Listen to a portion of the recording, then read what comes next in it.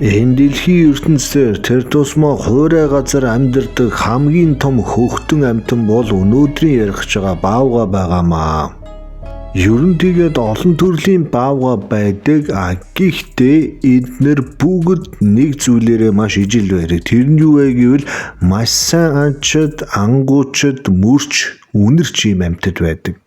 Тэгэхээр өнөөдөр та бүхэндээ энэ гайхамшигтай, хурдтай, хүчтэй, зарим улс үндэстний бахархал болсон баавга гэдэг амьтны ан арга барил, амьдралын хэв маяг идэж шуудаж төрөл жанрыг ерөнхийд нь багцлаад баавганы талаарх нэлээд суур мэдлэг болохоор хөөрхөн юм хий гэж бодлоо. Одоо энэ дэлхий дээр нэг гарын 10 хуруунд багтахаар хэдэн баавга байгааг та бүхэн мэдж байгаа. За эхнээс нь нэрлээ явуучих юм бол хүрэн баавга гэж байна, хар баавга, нүүр нүд амрууга цохиулсан юм шиг панда баавга байна. За манай Монголын мазаала байна, хойд мөсөн далайд амьдардаг цагаан баавга гэх мэтийн одоо төрлийн баавганууд байна. Мэдээж Америкийн Аляскийн гризли болон янз янзын бас том биетэй баавгануудыг бас ярьж болно. Өнгө зүс биеийн хэмжээ одоо зан араншингаараа өөр байгаа ч гэсэн ерөнхийдөө энэ байглаас оногдсон бие физиологи нь бол маш төстэй. Дөрвөн мөчн дөрвөлээ маш сайн өндөр хөгжилтэй учраас ерөнхийдөө дайсантайгаа тулдахад энэ дөрвөн мөчийг бол тултал ашигладаг. За биеийн үүнийг дагаад нэлээд лагс зузаан хүнд байдаг учраас ерөнхийдөө зарим анчид энэ дэлхийн их газрын одоо амьтад дундаа танк юма гэж бас хэлж байгаа. За тэгээ муурнаас ялгаатай нь одоо баавга өөрийнхөө хурц хумснуудыг муур шиг атгаж тавьж чаддаггүй. Харин энэ хумсаа тэнэлгэж ягаад хүнийг ч юм уу ямарваа нэгэн амьтныг алгатахад одоо 4-5 тонны тэр хурц цаасны хутгах шиг тэр хумсаараа ямарваа нэгэн амьтны зөөлөн биеийг тэр чигээр нь хүү татаж унжуулахын унжуулж урсгахын урсгадаг ийм амар цохилтын хүчтэй амьтан байдаг. За тэгээд хүнд лагс биен дээр хөөрхөн ийм мухар одоо жижигхэн жигтэй богинохон сүүлтэй маш зузаан арьстай ерөнхийдөө жижиг хэмжээний буу зэвсгээр бол одоо баавгыг зогсоох ямар ч боломжгүй маш хүчтэй урт тарцмаа бентовын төрлийн одоо том сумтай буугаар том калибертай буугаар буудаж ерөнхийдөө бас аюулгүй болгоно. Гэхдээ буудаад оногдоод бас энэ чи хөвтчихгүй өвдөлт болон өөр олон зүйлийг маш сайн тэсвэрлэх чадвартай. Шууд зүрх рүү юм уу тархи руу буудаж зогсоохгүй ерөнхийдөө баавга өөрийн чинь будж байгааг мэдэх юм бол давхал хүрээд ирнэ. За 50 км/цагийн хурдыг маш богино хугацаанд авч өөрийн чинь хөөх, авирах одоо бүх аргыг бол хэрэглэж өөрлөө чинь ойртон. За ус руу орчвол арга чинь сэлээд бас ороод ирнэ. Ерөнхийдөө энэ баавгад бол чадахгүй мэдэхгүй юм гэж байхгүй. Дэлхий дээр амьдардаг ихэнх анчин одоо предатор амьтангууд дандаа оройн цагаар алан хятааны хийдэг бол баавга гэдэг амьтан бол ерөөсөө өдөр шөнө гэсэн тийм ялгааг бол гаргахгүй. Гэхдээ ихэвчлэн өдрийн цагаар энэ тэнд бэлчээрлэж эзэмшил нутгаа эргэж энэ тэнд одоо явдаг. Гэхдээ хоол хүнс олдолцгүй байх ямар нэгэн одоо гадны зүйлээс шалтгааллах юм бол өдрийн цагаар ичж байгаа шөнийн цагаар гарч иж анги өрөөгөө хийдэг бас бүрэн потенциалтай боломжтой амьтан байгаа шүү. За тэгээд баавга гэдэг амьтан ер нь баг адилхандаа бүгд л нэг 20-30 жил амьдардаг ийм амьдралын настай.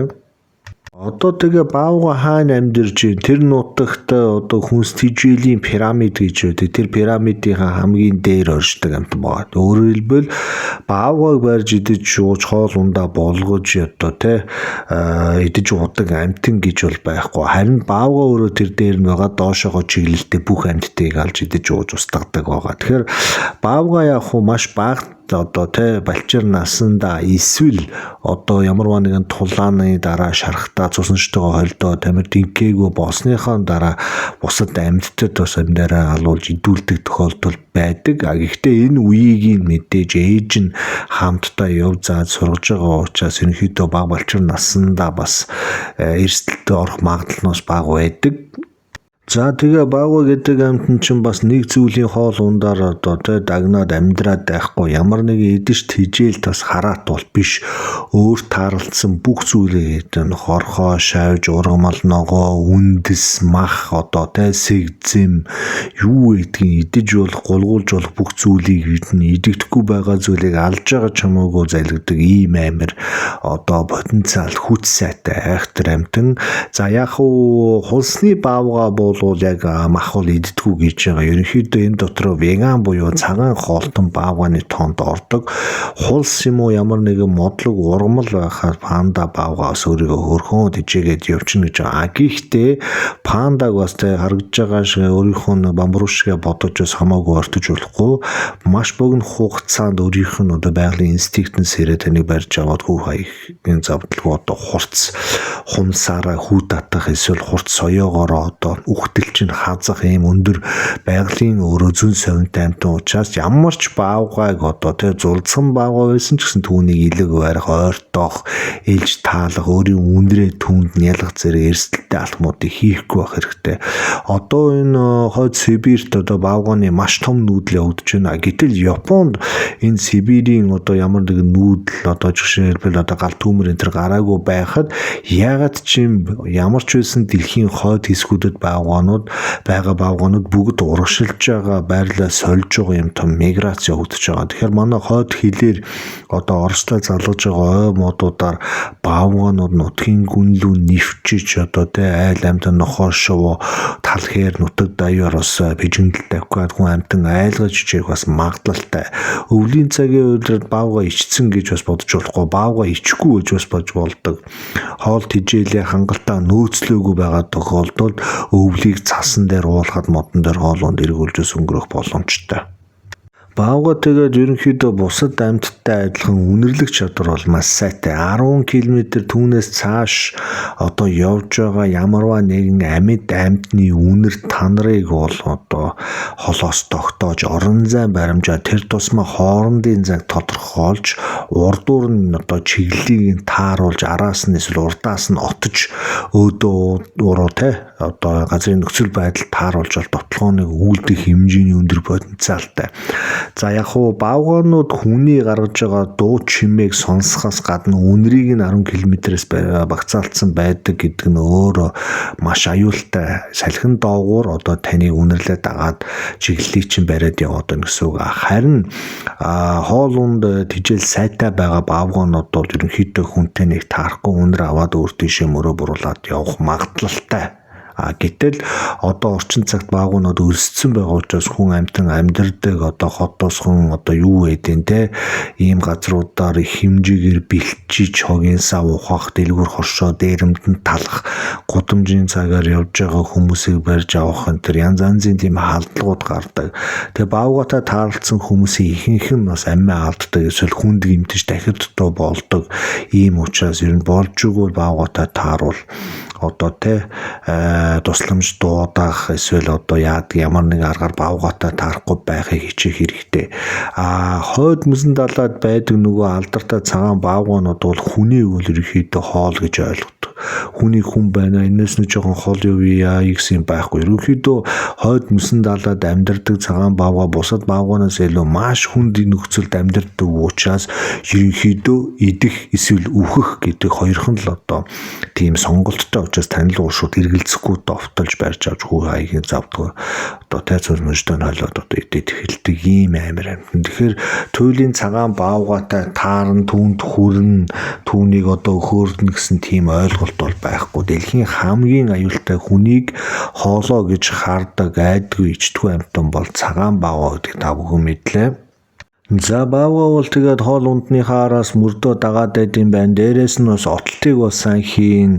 За мөн модон давирч модон дээр байгаа одоо тэг ховор жимс самар юу гэдгийг тэр зүйлүүдийг бас буулгана, идэн нуун. Тэн дээр байгаа амьдтыг бас араас нь хөөж уулан дээрээс модон дээрээ суг татаж унгааж бас идэж уух магадлалтай.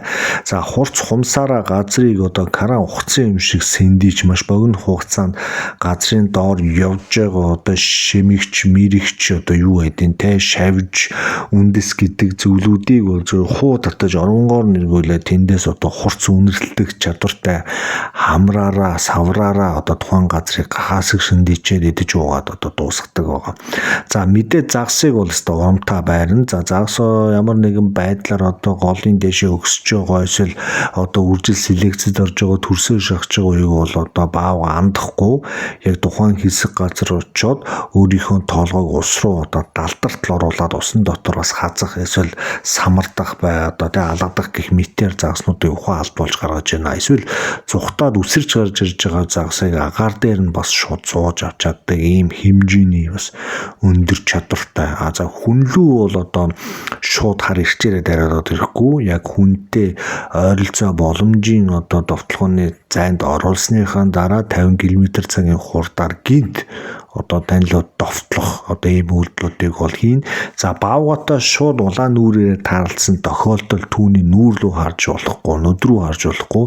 Энэ нь тухайн амьтныг одоо өдөөн дуудсан одоо тэ өдсөн иймэрхүү зүйл болдог учраас баавгатай айлгаар харц тарахгүйгээр маш удаанаар нуруугаа харуулахгүй яг хараатай чигээрээ одоо өдөөс нь яг ямар байрал тарж исэн тэр чиглэлээрээ зөөлхөн ухарч явах хэрэгтэй байна.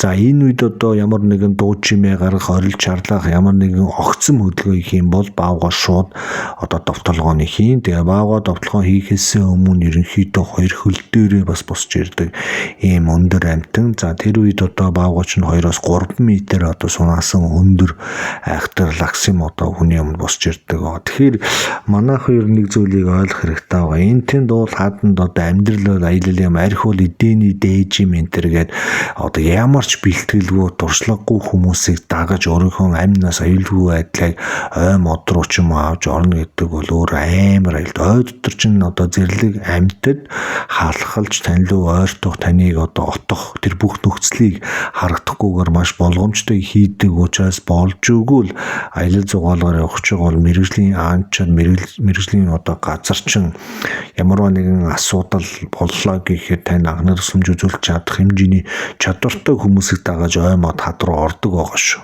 Тэрнээс биш одоо амьдрал бол аялал ингээд юу ч хамаагүй парк гэж одоорх одоо тийм ямарч зорилго хэрэг байхгүй. Биднэрт одоо илүүтэй гарсан амьнус гэж юм байхгүй. За ямар ч байсан баавга гэдэг амьтан Монгол улсад бол илбэг байдаг гэдэг танд хэлсэн. Тэгээд хойд Сибирийн одоо хүрэн баавгаанууд Монгол улсын нутаг дэвсгэртэй горыг олон тоогоор бэлчиж тэр тусмаа тэ хоол унд хайж айлын хашаанд орж ирэх үр зулцгааны тэнтээ өргүүлэх одоо тэ тал нутаг даяар одоо машин хүмүүс явж байхад хажуугаар нь баавгаас гүйж явах жишээний ийм нөхцөл байдлууд дээрээс нь одоо баавгатай холбоотой гарсан аимшигт хэрэгүүдийн тухай мэдээллүүд давтагдаж их хэмжээгээр бас гарч байгаа учраас та бүхэн хөдөө орон нутагт аялахдаа маш боломжтой энэ тэнд хоногдохтой хоол унд одоо загасч байхаа мах мариага бүгдийг өөрийнхөө майхнаас хол одоо модон дээр уйдаг ч юм уу гэх мэтээр ингэж өөрийгөө эрсдээс холдуулахгүй бол нэг майханда хамаг мах шүл идэж уух одоо юу те баавганы дуртай үнэртэй одоо самар тос ногоо одоо загасны шопроч гэдэг юм уу те эсвэл одоо би мэрцэн байх ч гэдэг юм ийм